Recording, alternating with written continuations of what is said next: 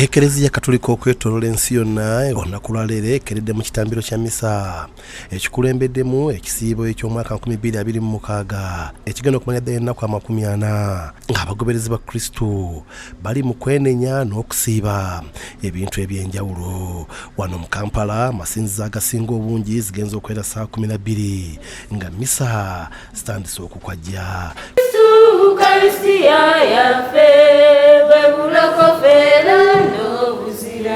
Ku Kereziya y'Abakateyamba e Nalukolongo kitambiro kya misa kikulembeddwamu Reverend Father Marvin Lukyamuzi ng'ono akubiriza abakristu okunywerera mu kukkiriza, okuyamba abatayina n'okugoberera ebiragiro by'Ekereziya. Ffenna tuli boonoonyi era nga Kereziya akaseera katuwadde ke kano ak'okutabagana ne Katonda affe era n'abantu bannaffe, nga mu kutabagana ne Katonda affe ebikolwa Kereziya byetuwa kwe kwerekereza kino na kiri olw'okuddaabiriza Kristu ate n'olw'ebibi byaffe, ng'okweresa ebyo ebitusanyusa ebitunyumira mu mibiri gyaffe okubyeresa olw'ebyo byonna bye tukoze ebinyiziza Omukama.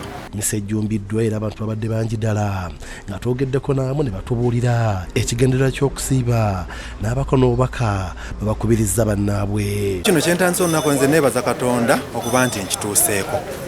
Ekyo kintu kya muwendo nnyo mu bulamu bw'ensi.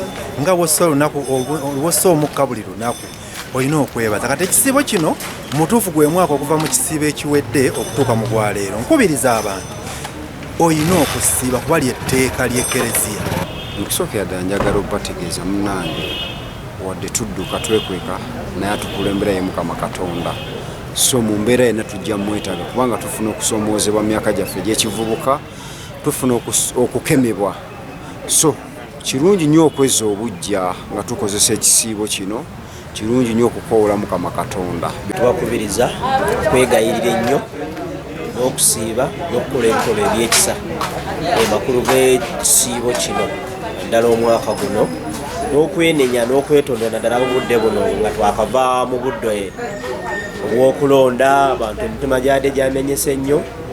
Tubakubiriza abantu basoonyiwagane n'okweddamu babe nga tutuukiriza obubaka bwa Katonda. Kwe kubajjukiza nti obudde buno obw'ekisiibo busimbye ku mpagi 3: okwegayirira ennyo, okusiiba n'okugaba.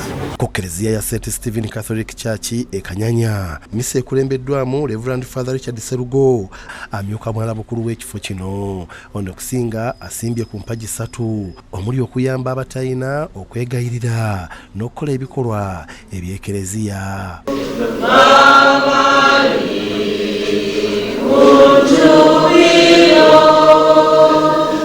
Tukiwulirize mu mazima ate bwe tuba tukiwuliriza kitusindika naffe okuwuliriza omulanga gw'abo abali mu bwetaavu ne tusobola okubayamba.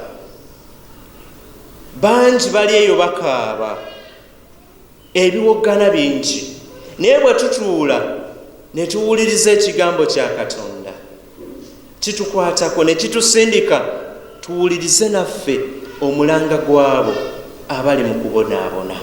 Ajjukiza abakristu newankubadde baagala nnyo ennyama naye bagenderere ennaku ezaatongozebwa ezitalina kuliibwamu nnyama mu kisiibo. Patrick Baguma nga yessa abakristu alambuludde ku lunaku luno n'abaako ne byayigiriza abantu be balina okugoberera. Tulina okwebonereza, tulina okusiiba, tulina okwetekereza buli kimu kyonna, ate ne bwe tuba tusiiba akasente ako twandisaasaanyiza mu byakwejalabya ate nako tukatereke kasobole okuyamba tukaweeyo kayambe abanaku.